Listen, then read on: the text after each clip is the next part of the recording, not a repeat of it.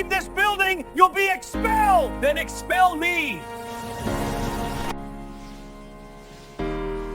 Luna! Luna Storm! Hey, Luna, it's Caleb. Ethan from school. I'm getting you out of here. Cold. The emergency siren screamed through the ranger station, but Mr. Crawford's voice cut through it even louder. Sit down, Brooks. Nobody asked for your poverty-stricken opinion. Ethan Brooks stood at the emergency exit, snow melting off his flannel jacket, his work-roughened hands gripping the window frame. Behind him, the blizzard had transformed the Colorado mountains into a white hell.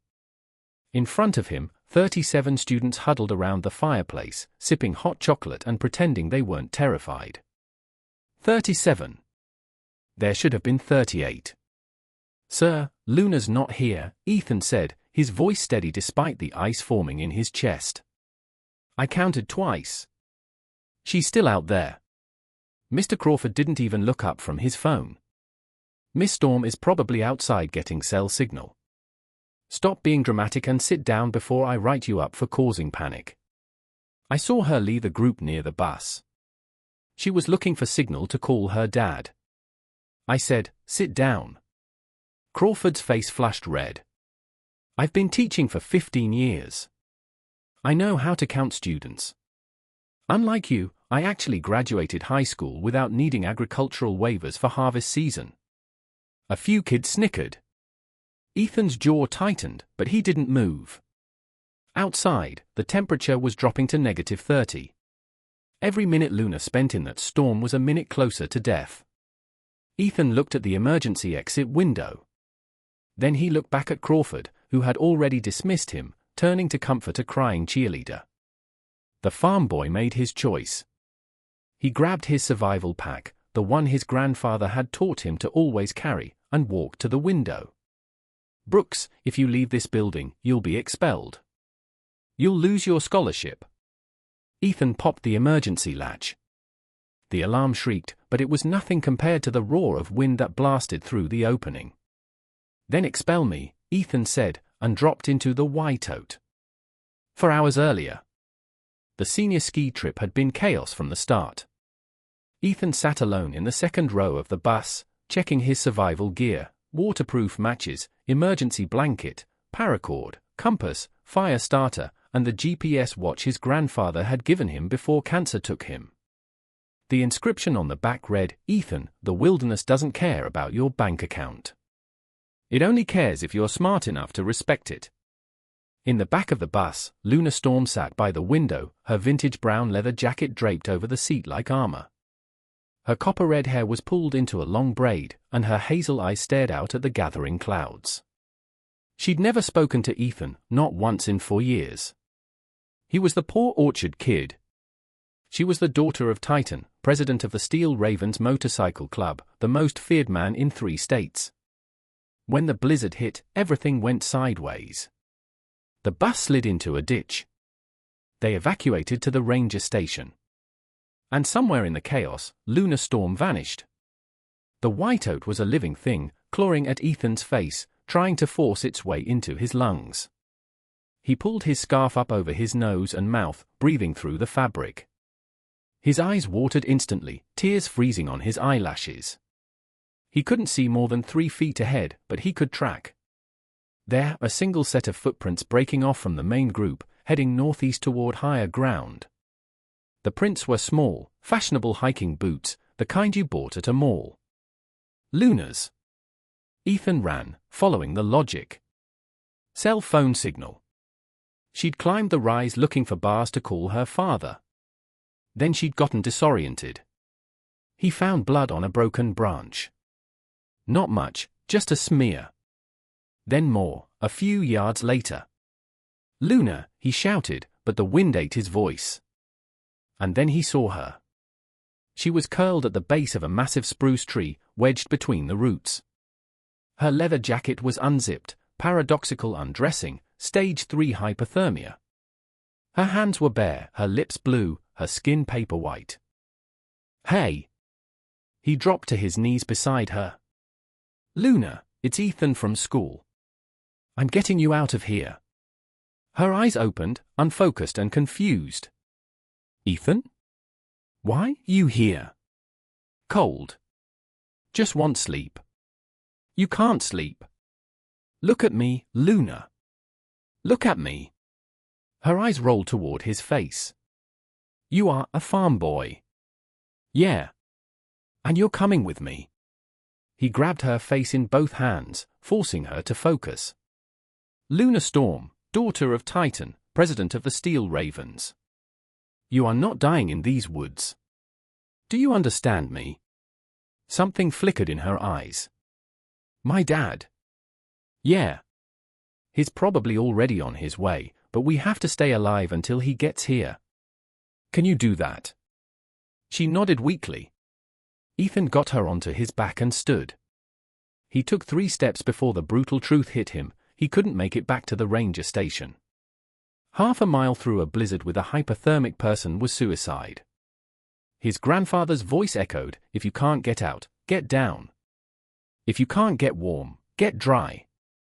If you can't get dry, get buried. He built a Quincy, a snow cave, working with mechanical efficiency. Pile, pack, hollow out. 20 minutes later, he had a dome 6 feet in diameter. He lined the floor with pine boughs, dragged Luna inside, and blocked the entrance. The difference was immediate. The wind noise cut to almost nothing. Ethan lit his emergency candle and set it in a carved depression. The tiny flame gave off surprising warmth. Luna, I need to take your jacket off. It's wet. I have a drywall liner. Her eyes opened suddenly, sharp with fear. What? No. Get away. Your jacket's wet. Wet means cold. I have to get you into dry layers, but you have to trust me. She stared at him for a long moment, searching his face. Whatever she saw must have satisfied her because she went limp. Okay, she whispered. He worked quickly, removing her wet jacket and soaked sweater. Her skin was ice cold. He pulled his spare wool liner over her head, it hung past her knees, and wrapped his emergency blanket around both of them. Why are you helping me? She asked, shivering violently. You don't even know me. I know you're a student at my school. That's enough. Everyone else hates me because of my dad. I don't hate you. You should. I've never even talked to you. You've never been mean to me either. That puts you ahead of most people. She laughed, a weak sound. The bar is really that low. Welcome to my world. They were quiet. The only sound was wind whistling through the ventilation hole. We're going to die here, aren't we?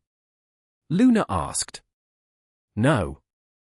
Ethan adjusted the blanket. We're going to survive until morning. Then we're going to walk out of here and give Mr. Crawford the worst day of his life. My dad's going to kill him. Your dad's going to have to get in line. She laughed again, then said softly, Ethan. Yeah? Thank you. Outside, the storm raged.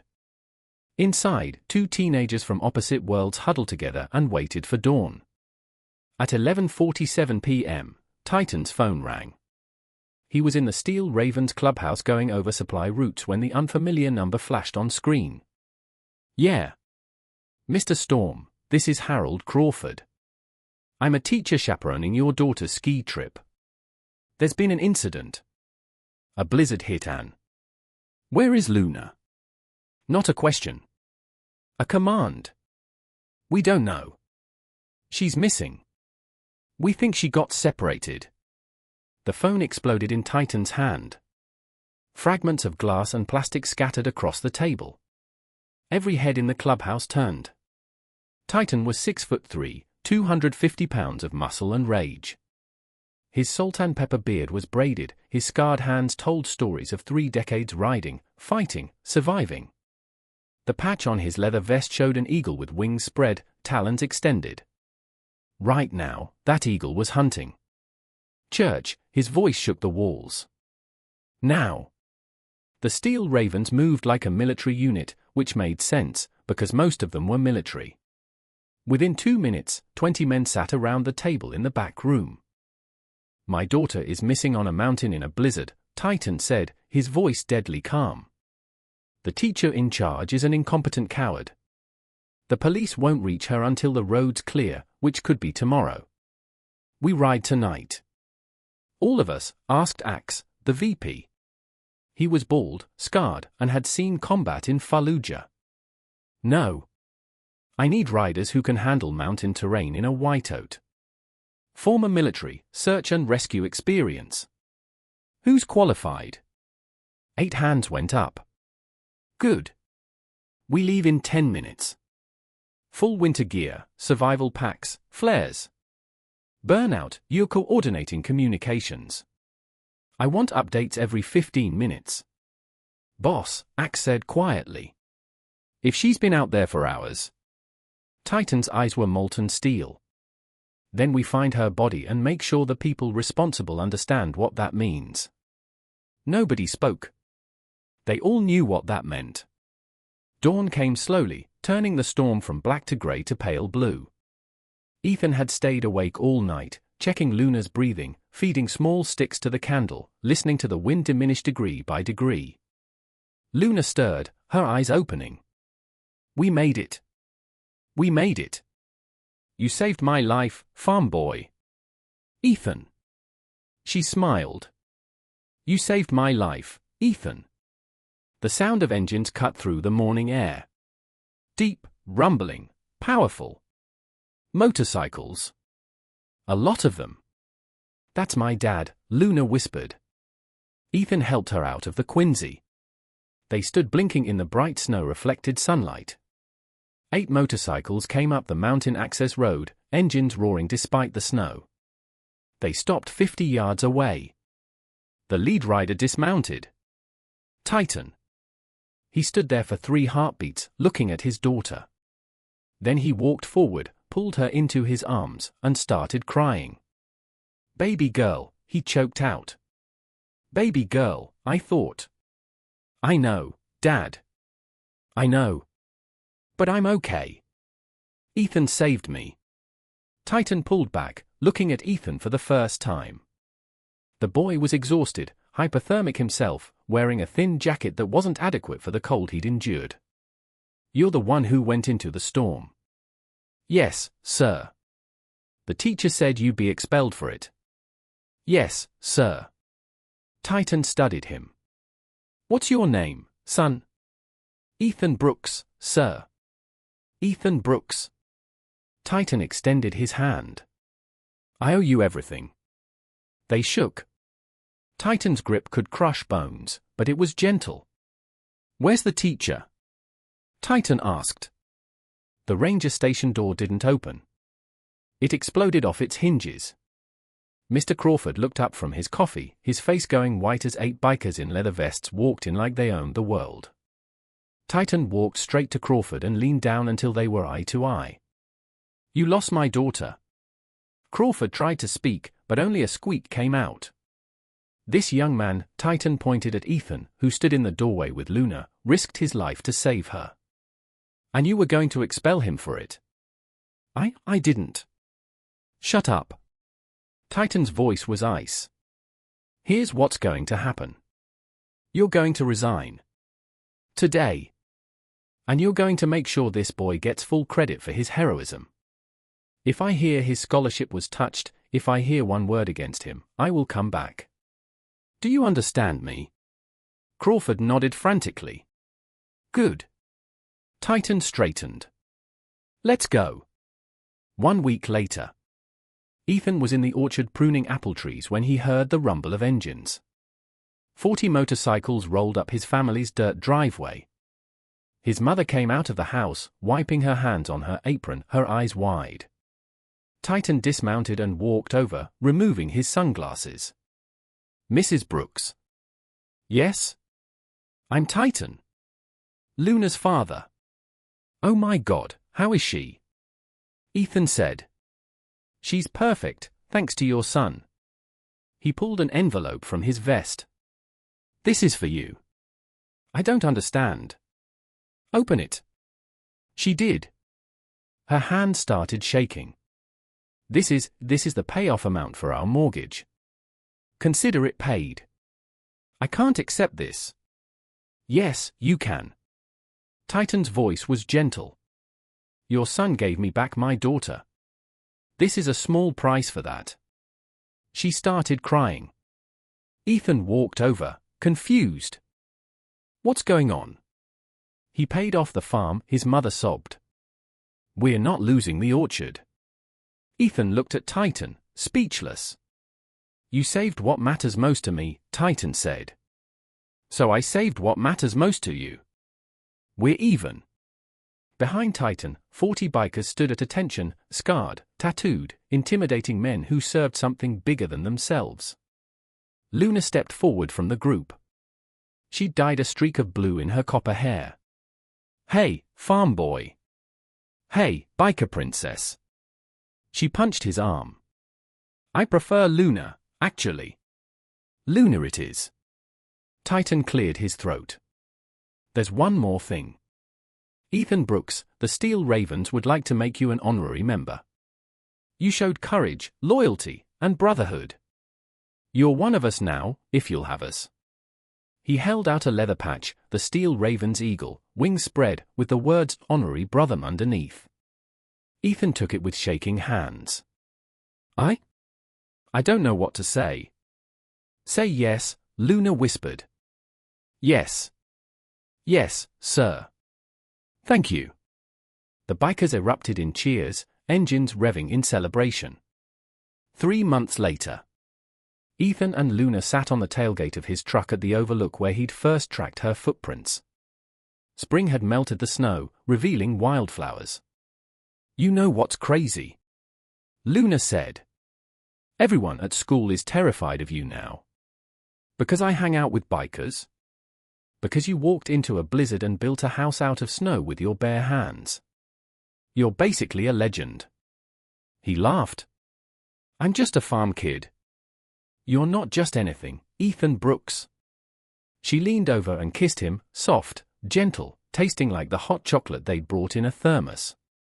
When they pulled apart, he smiled. So, was that payment for the life-saving thing? No, you idiot. That was because I like you. Good. Because I like you too. Below them, the valley stretched out green and alive. Behind them, Luna's motorcycle, a gift from her father, gleamed in the afternoon sun. We should probably head back, Ethan said. Your dad invited me to Sunday dinner, and I'm terrified of being late. Smart man. He likes you, by the way. He does? Yeah. He says anyone who'd risk everything for someone they barely know is either crazy or honorable. And he respects both. Ethan pulled her close. Tell him I'm a little of both. She laughed, and the sound echoed across the mountains, the same mountains that had tried to kill them, but had instead brought them together. Because sometimes the quietest people are the bravest. Sometimes angels wear leather. And sometimes a farm boy and a biker princess find each other in the most unexpected way, in the heart of a storm, in a shelter made of snow, where two strangers became family. The end.